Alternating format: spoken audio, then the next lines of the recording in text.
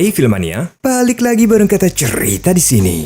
Hari ini Mbah Legend bakal ngedongengin kisah-kisah anak Zeus lagi buat kalian. Film ini berlatar di 3 generasi setelah Perseus di film Clash of the Titans menyelamatkan kerajaan Argos. Oke, supaya nggak ngerusak surprise-nya, judul film ada di kolom deskripsi ya. Tapi sebelum ke menu utamanya, bantu kemajuan channel ini dengan like, subscribe, dan nyalakan tanda loncengnya jika belum. Terima kasih.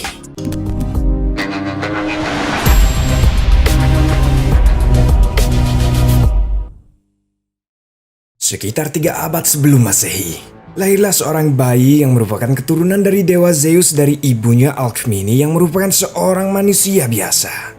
Namun Alkmene adalah sugar baby bagi Zeus. Sedangkan istri sahnya adalah Dewi Hera yang sangat murka dengan kelahiran si anak haram.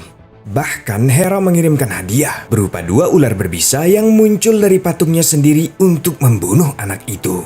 Namun dengan mengejutkan si anak haram mampu melumpuhkan kedua ular itu. Anak setengah dewa ini kemudian diberi nama Hercules.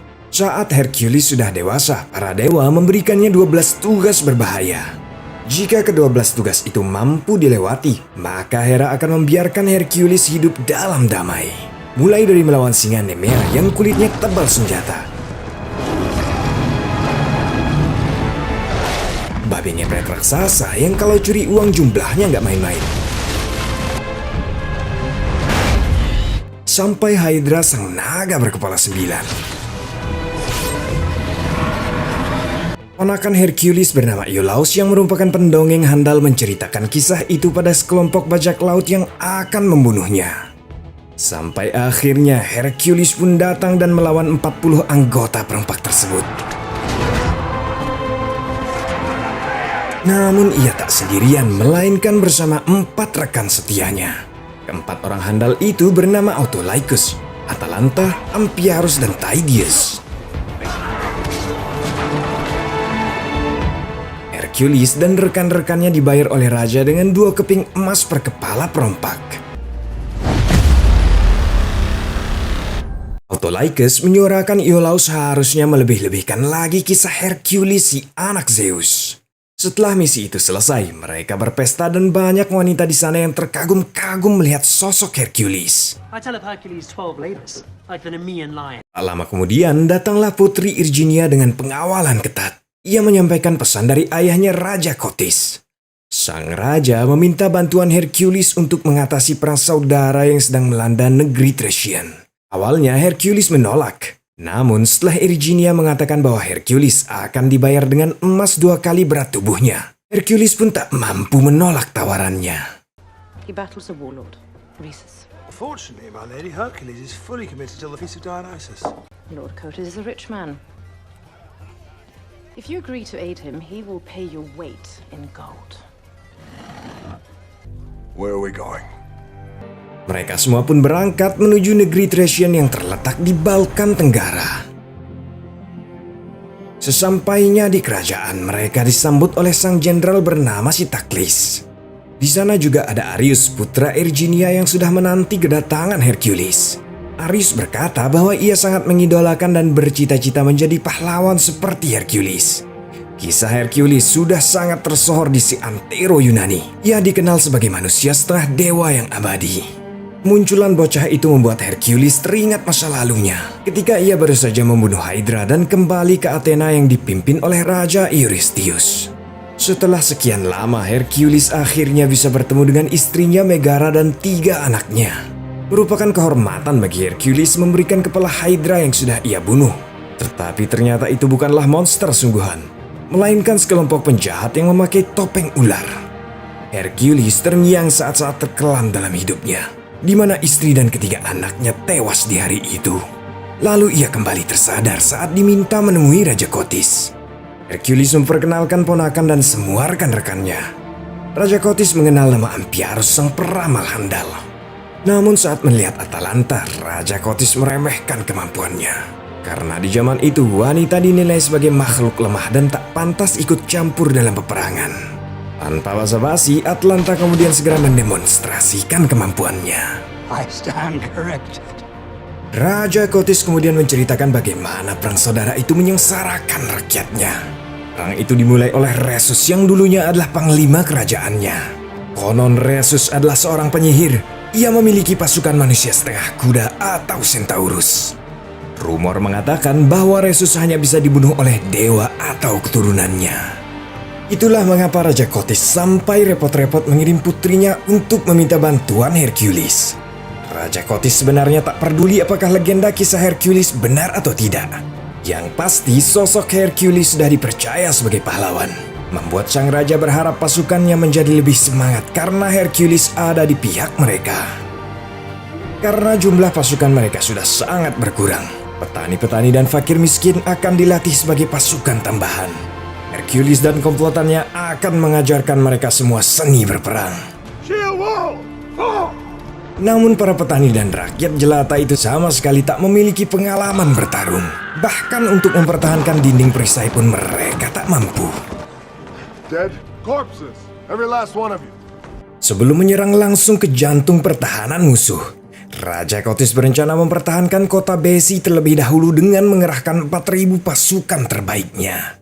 Karena jika Rhesus sampai memenangkan pertempuran dan menguasai kota Besi, maka target Rhesus berikutnya bisa dipastikan merupakan istana Raja Kotis. Hercules menolak rencana itu karena jumlah pasukan mereka sangat minim dan belum terlatih. Namun keputusan sang raja sudah bulat. Ia yakin mereka bisa memenangkan pertempuran dengan adanya Hercules di pihak mereka. Malam harinya saat Arius sedang mencari Hercules, bocah itu mendengar suara hewan aneh yang ada di dekatnya. Ternyata itulah Tydeus. Bertahun-tahun Tydeus menyaksikan kejahatan perang sejak ia lahir. Trauma itu membuat perilakunya seperti hewan saat malam hari. Bahkan Tydeus tak pernah mengucapkan sepatah kata pun seumur hidupnya. Meskipun begitu, Tydeus merupakan pengikut Hercules yang paling setia. Setelah itu, Hercules mengantar Arius ke ibunya yang ternyata ada di barak perawatan. Erigenia mengabdikan dirinya untuk membantu merawat rakyat jelata yang terluka akibat pemberontakan Rhesus. Ia telah mempelajari ilmu pengobatan karena banyak tabib-tabib di negeri mereka yang sudah tewas. Hercules yang kagum dengan keinginan dan keyakinan Arius untuk menjadi pahlawan, kemudian memberikan sebuah kalung dari taring singa Nemea pada bocah itu. Is this the Nemean lion's tooth? It is. Thank you. Esokan harinya, pasukan dipersiapkan untuk berperang. Di sana, Hercules menemukan Iolaus yang bersembunyi di antara barisan. Iolaus sangat ingin membuktikan diri bahwa ia juga bisa bertarung. Namun Hercules tak ingin ponakannya itu terluka dan menyuruhnya untuk berlindung bersama raja. Dengan kalimat motivasi dari Hercules, pasukan pun akhirnya diberangkatkan.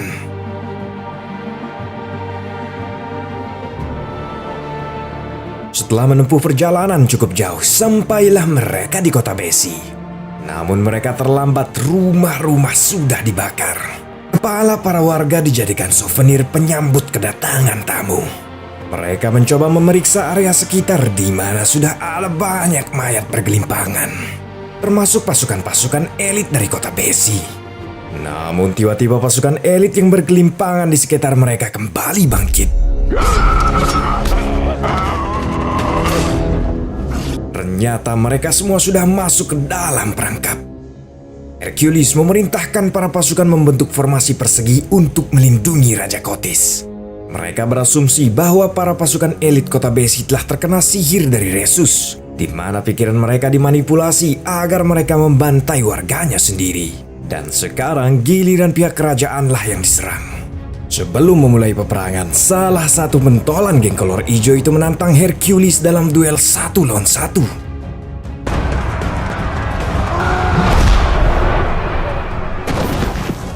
Namun itu terlalu mudah bagi Hercules.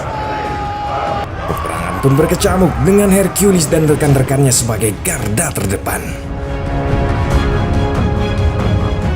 Atalanta mulai unjuk gigi dengan menumbangkan banyak prajurit elit kota Besi. Mereka berlima memiliki senjata berbeda dengan skill bertarung yang mengagumkan. Atalanta bertugas sebagai penembak jarak jauh dengan panahnya. Autolycus adalah petarung jarak dekat dengan pisaunya. Amphiarus sang peramal menggunakan tombak 2 sisi yang secara teknis dapat membunuh beberapa prajurit sekaligus. Tydeus dengan lincah membantai musuh menggunakan 2 kapaknya. Sedangkan Hercules terus menggila menggunakan gada besi dengan kekuatan dan stamina yang luar biasa. Namun jumlah musuh terlalu banyak. Dinding perisai berhasil dijebol dan nyawa Raja Kotis mulai terancam. Hercules dan yang lainnya pun langsung membantu dengan kereta kuda yang sudah dimodifikasi dengan bilah tajam di kedua sisinya.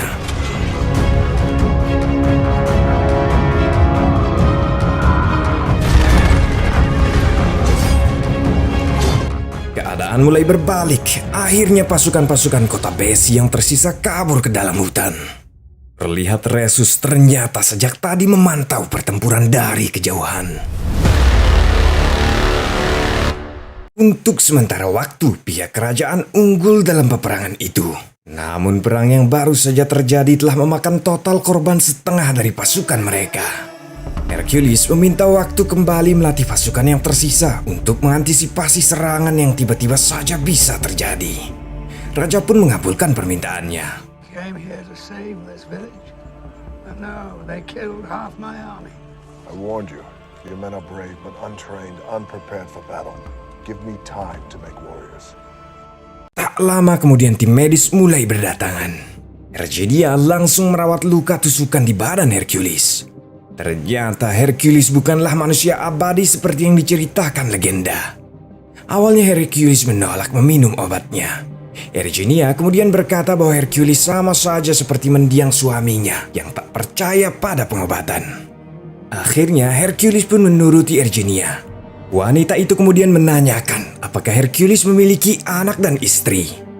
Hercules pun mendadak termenung tak menanggapi pertanyaan Erginia.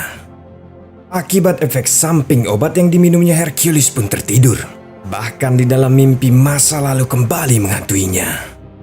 Ia kembali ke hari di mana ketiga anak dan istrinya telah tewas. Di sana Raja Eurystheus menganggap Hercules lah yang telah membunuh keluarganya sendiri. Ia tidak dihukum mati, melainkan dibiarkan tetap hidup dan diusir selamanya dari Athena, agar Hercules terus tersiksa mengingat apa yang telah diperbuatnya. Akibat mimpi buruk itu, seketika Hercules terbangun dan keluar dari tendanya. Ia berjalan melewati tumpukan mayat, di mana di sana ia juga melihat mayat istri dan ketiga anaknya. Cerberus, serigala berkepala tiga, juga ada di sana memakan mayat anaknya. Hercules kemudian berlari untuk menyerang makhluk itu. Ternyata Hercules tengah berhalusinasi, di mana Tydeus datang untuk menyadarkannya. Amphiaraus mengetahui jika Hercules kembali memimpikan Cerberus. Amphiaraus berkata jika Hercules ingin mendapatkan kedamaian, maka ia harus melawan monster yang terus menghantuinya tersebut. Another vision of Cerberus. I speak from experience. Confront the beast that haunts you. Only then will you find peace. Man cannot escape his fate. Setelah itu, Erginia menghampiri Tydeus, Atalanta, Autolycus, dan Iolaus yang tengah duduk bersama. Erginia telah mengetahui Hercules yang membunuh keluarganya sendiri. Ia bertanya kebenaran berita itu pada mereka. Namun tak ada satupun dari mereka yang mengetahui pasti kebenarannya. Karena saat keluarganya meninggal, Hercules tidak mengingat apapun yang terjadi. Dan saat tersadar, tangan Hercules sudah berlumur darah keluarganya sendiri. Pada saat kejadian itu, Tydeus dan Atalanta belum mengenal Hercules. Kemudian sebuah fakta baru terungkap, bahwa yang memberikan 12 tugas itu bukanlah Dewi Hera, melainkan Raja Eurystheus. Dalam perjalanan mengerjakan tugas-tugas itu, pada awalnya Hercules hanya dibantu oleh Autolycus. Lalu seiring waktu jumlah tim semakin bertambah. Ketika Hercules menyelamatkan nyawa Atalanta dan Tydeus dari kematian. Hari demi hari rumor betapa kuatnya Hercules semakin tersebar. Mereka pun menambahkan bumbu jika Hercules adalah putra Zeus. Hal itu diperkuat oleh Iolaus, si pendongeng handal, yang menggembar-gemburkan cerita tersebut untuk menakuti musuh mereka. Lalu tiba-tiba muncul Amphiaraus yang sedari tadi rebahan di tenda. Ia mengatakan meskipun Hercules pejuang yang tangguh, tapi ia selalu tersiksa akibat kematian keluarganya. Entah Hercules yang membunuh keluarganya atau bukan, itu tetap menjadi sebuah tanda tanya. Latihan pun dimulai. Para pasukan dilatih dari cara bertarung, menggunakan tombak, pedang, panah, hingga membentuk formasi yang lebih kokoh. Stand tall. Excellent. Shield wall! Fall! Battle positions!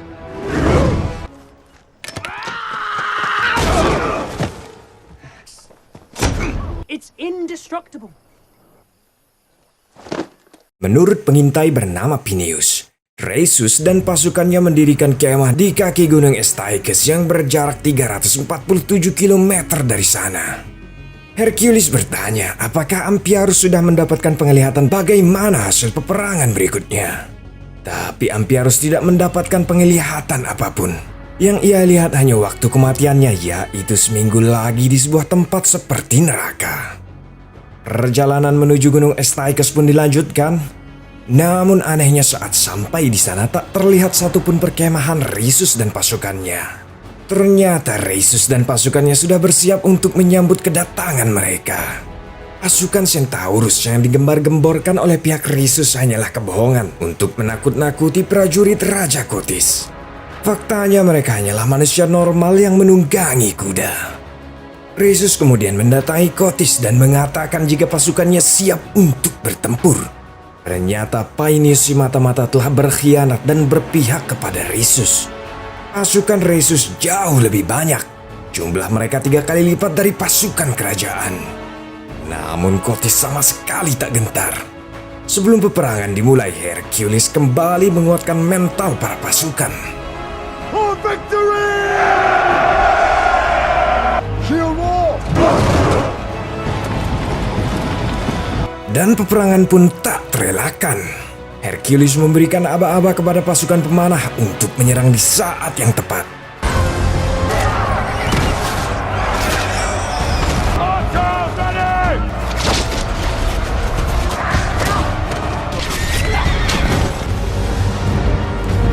Karena pasukan musuh semakin mendekat, giliran Hercules dan kawan-kawannya yang akan menghadang.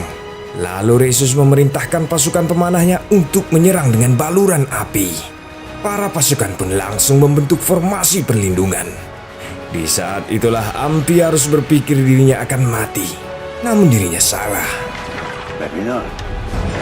Push forward! Attack! Pasukan Rhesus pun berhasil dipukul mundur hingga kocar-kacir. Namun tidak bagi Rhesus yang malah maju mengincar kepala Hercules.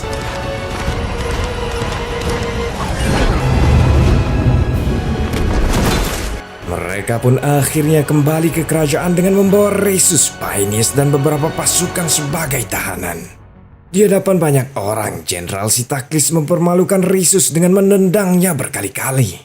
Hercules segera menghentikan perbuatan sang jenderal. Rhesus tiba-tiba mengatakan jika yang membakar kota Besi adalah Kotis, dan Hercules telah bertempur di pihak yang salah. Pada perjamuan makan malam, Sitaklis mengatakan jika Thracian sudah bersatu dan hanya memiliki satu raja. Namun tiba-tiba Rhesus meneriakkan bahwa negeri Thracian bukanlah milik seorang raja, melainkan milik seluruh rakyatnya. Disitulah Hercules semakin yakin jika perkataan Rhesus memanglah benar. Hercules mendatangi Irginia karena melihat ekspresi wajahnya yang iba melihat Rhesus ditahan. Di sana, Irginia mengakui bahwa dirinya sejak awal memanipulasi Hercules. Pihak yang sebenarnya bersalah adalah Kotis, bukannya Rhesus. Ia melakukan ini semua demi putranya Arius, karena jika ia menolak untuk menghasut Hercules, maka Kotis akan membunuh putra kecilnya. Dulu suami Irginia adalah raja sebelum Kotis meracuninya agar ia bisa mencuri tahta Raja Thracian.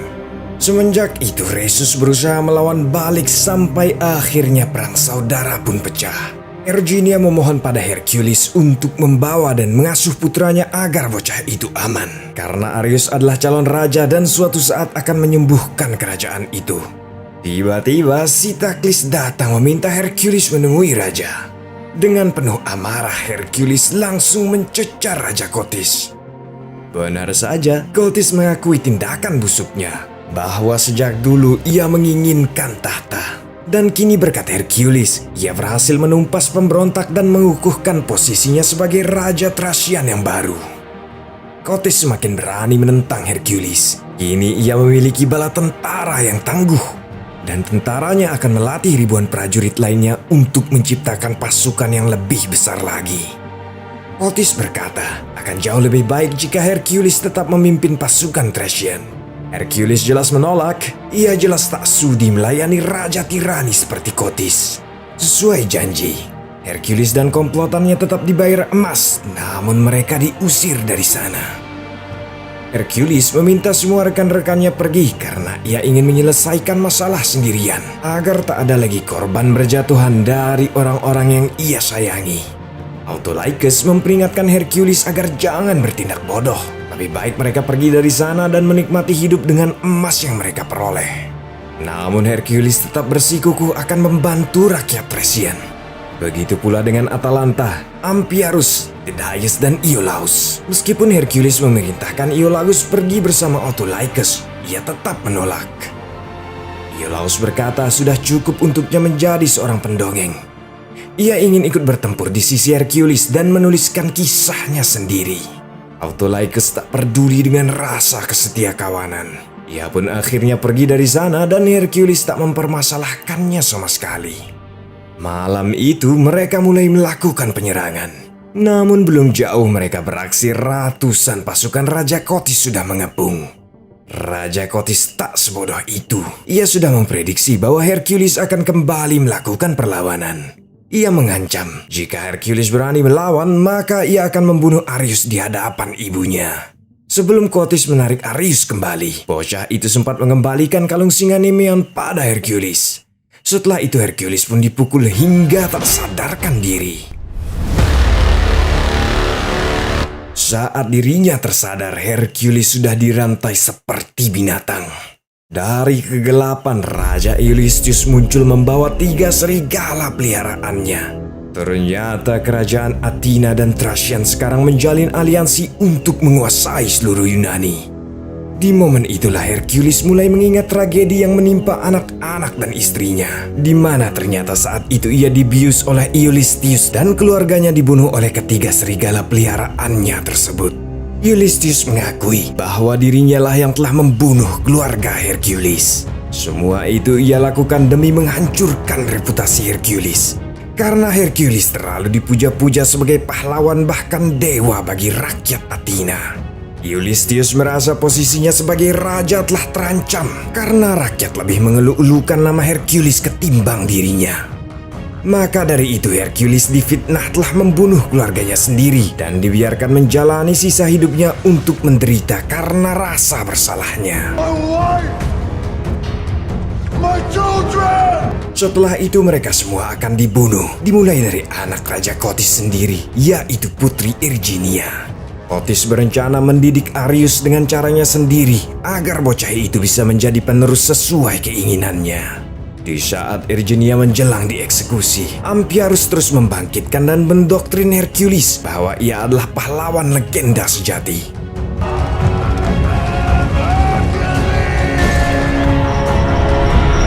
Setelah Hercules berhasil melepaskan diri, mereka semua pun dikurung di dalam sana. 3 serigala pun langsung menyerang. Sambil berdarah-darah, Hercules bertarung melawan ketiga serigala ganas itu. Sementara Erginia berusaha membebaskan keempat rekan Hercules. Mereka semua berhasil kabur dari penjara dan langsung menyerang pasukan. Seorang pasukan melemparkan tombak ke arah Amphiarus, dan pria tua itu sudah ikhlas menerima takdirnya. Namun tiba-tiba saja Hercules menangkap tombak itu.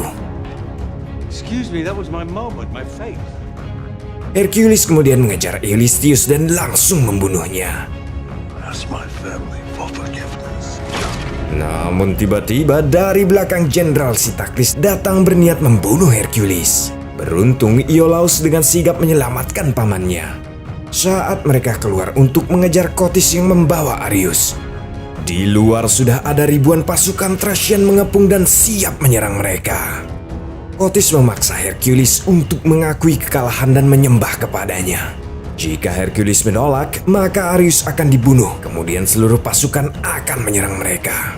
Tiba-tiba Autolycus muncul memberikan waktu bagi Arius untuk berlari ke arah mereka. Arius terus berlari di bawah lindungan Tydeus. Namun akibatnya sebuah busur panah berhasil lolos menusuk tubuh Tydeus. Dengan membabi buta, Tydeus langsung berlari ke arah pasukan dan membantai mereka. Sampai akhirnya begitu banyak busur panah menusuk tubuhnya. Hercules kemudian membopong Tydeus ke dalam kuil Dewi Hera untuk berlindung.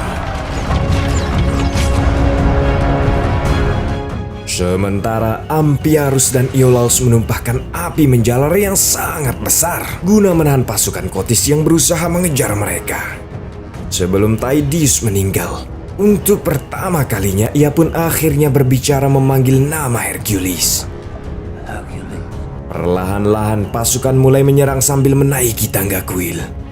Dengan sekuat tenaga, Hercules berusaha menjatuhkan patung raksasa Dewi Hera untuk menghalau mereka.